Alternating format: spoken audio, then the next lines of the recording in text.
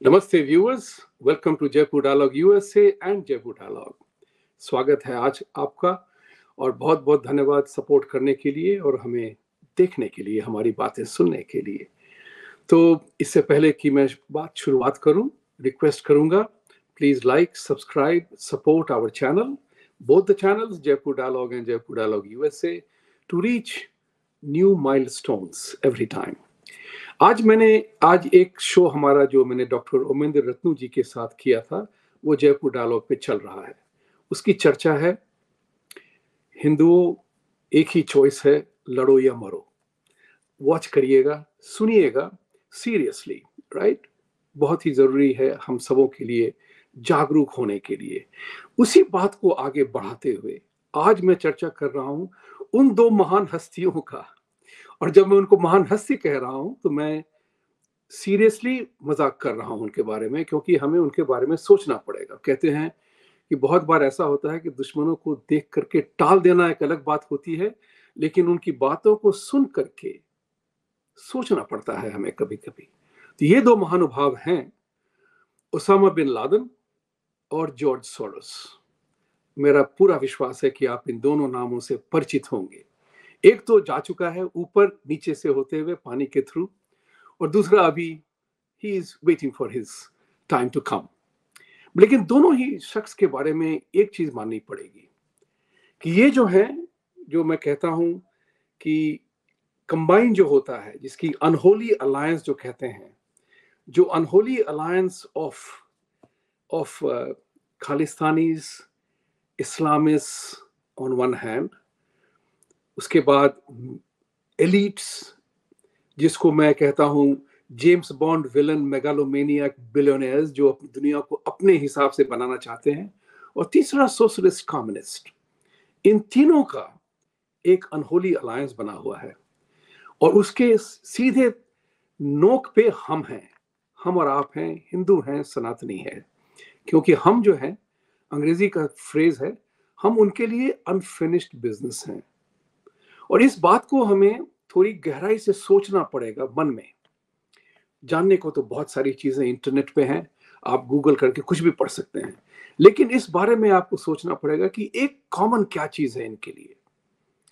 कहते हैं कि पूर्व पक्ष करने के लिए आपको जानना पड़ेगा कि आपका दुश्मन कर क्या रहा है। तो आज की दुनिया में जहां की डेमोक्रेसी की इतनी वाहवाही होती है, डेमोक्रेसी को जैसे इतना लोग फ्रीडम के नाम पे क्या क्या नहीं करते हैं, सोचिए आप। हर चीज फ्रीडम। हमारे अमेरिका में तो एक स्टेट का स्लोगन है, लिव फ्री और डाई। तो ये फ्रीडम की इतनी महत्ता है। स्प्रिंग रेवोल्यूशन हुआ इन अरब वर्ल्ड, स्वाधीनता, फ्रीडम फ्रीडम फ्रीडम और फ्रीडम की बात होती है। लेकिन जब कोई इस बात को लेकर के, फ्रीडम किसके लिए बनी है? वो हमारे आपके लिए बनी है। लेकिन जब सोसाइटी के क्रिमिनल और ठग एलिमेंट्स फ्रीडम के नाम पे हमें आपको गालियां दें, हमें आपको बर्बाद करने की कोशिश करें, तो फिर फ्रीडम की भी एक लिमिट होती है।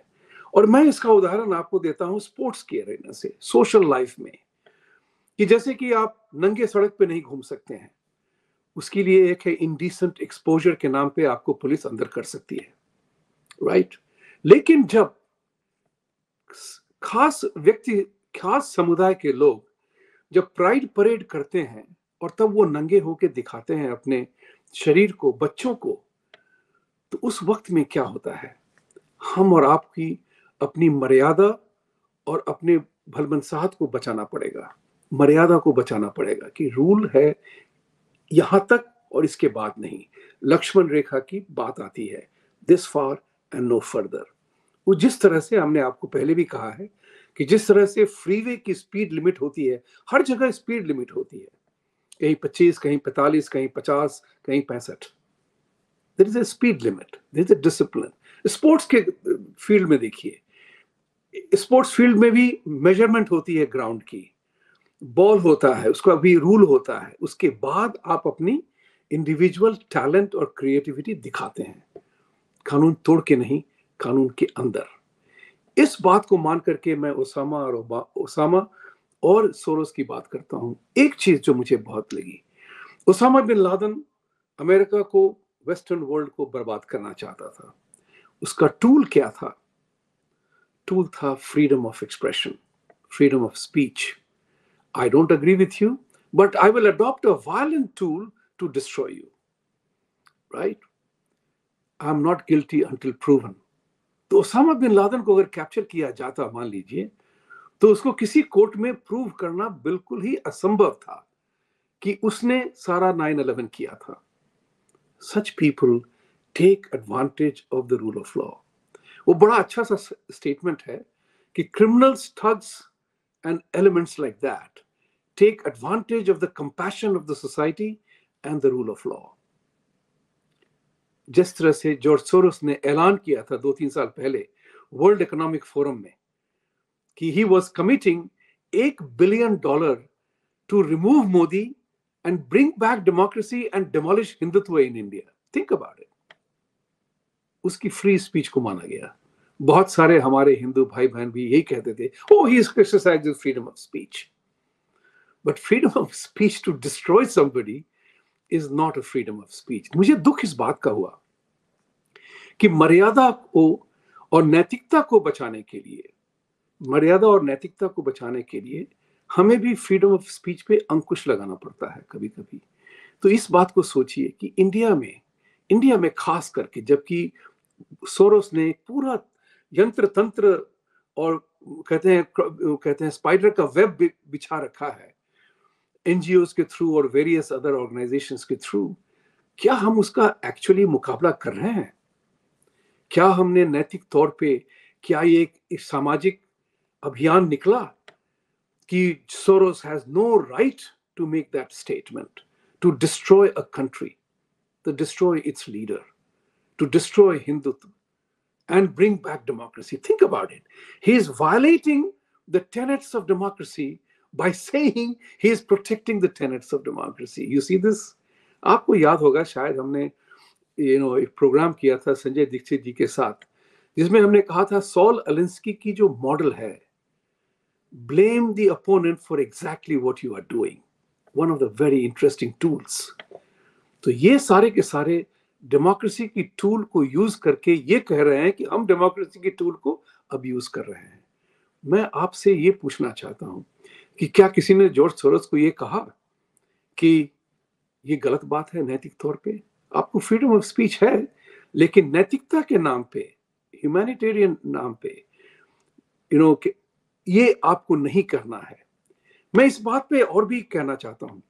मैंने इस बात का आह्वान दिया था लोगों को कि शायद इंडिया के बिलियनियर कोई एक, बहुत सारे हैं, कोई एक ये खड़ा होकर कहता तो सही कि if Soros can declare $1 billion of his funds to destabilize a country, democratically elected country, a democracy, and Hindutva for his hate, did any Indian billionaire say that I am putting up $1 billion of my own funds to protect and defend our Hindus, our Hindutva, our Prime Minister, our country in the name of democracy? किसी ने कहा कि हिंदू और Indian leaders डरपोक होते हैं, वो डर गए कि शायद सोरोस जो है उनके मार्केट को यूएस में बर्बाद ना कर दे। यहीं पे नैतिकता और मोरालिटी की बात आती है, लक्ष्मण रेखा की बात आती है, कहां पे कहां तक। अभी आपने देखा होगा कि खालिस्तानी लोग ओपनली किल इंडिया नाम का ब्रोशर छपा हुआ था फ्रीडम रैली के नाम पे 8 जुलाई को।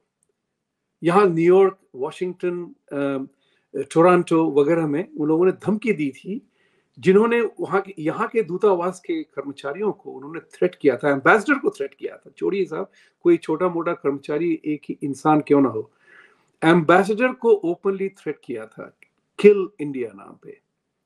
Is that freedom of speech? इस बात को हमें उठाना पड़ेगा, चाहे वो कनाडा हो, अमेरिका हो, यूके हो, इंडिया हो, जहां भी हो। और हर जगह आप देखेंगे कि डेमोक्रेसी सिकुड़ी सी है, भी सहमी हुई है। उनको इस बात का पता नहीं है कि कैसे उसको एड्रेस किया जाए।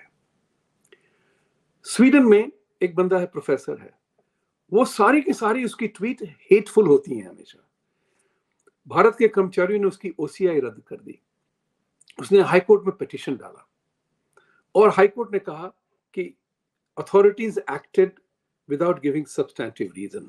ना मेरा ये सवाल होता है, अथॉरिटीज को इस बात की जानकारी होनी चाहिए कि अगर आप कुछ करेंगे तो आज की दुनिया में हर चीज कोर्ट में जाती है। किस तरह से उसे प्रोटेक्ट एंड डिफेंड किया जाए to make a case? Back again to the same theory, the criminals, thugs and unsocial elements, those who want to hurt you, they use democratic tools to abuse democracy and tell you that you are being undemocratic. What is to be done? That's what is important for you and I. That rule, freedom of speech is one side. How do we protect it through the rule of law as well as नैतिकता, morality and ethical basis पे as well. चर्चा यहीं खत्म करता हूं. Please like, subscribe और support our channel. बात को याद रखिएगा कि हर बात की जो चर्चा होती है, आप सोचते हैं हमें करना क्या है, इस बात को भी सोचिए। धन्यवाद। सत्यमेव जयते। Thank you.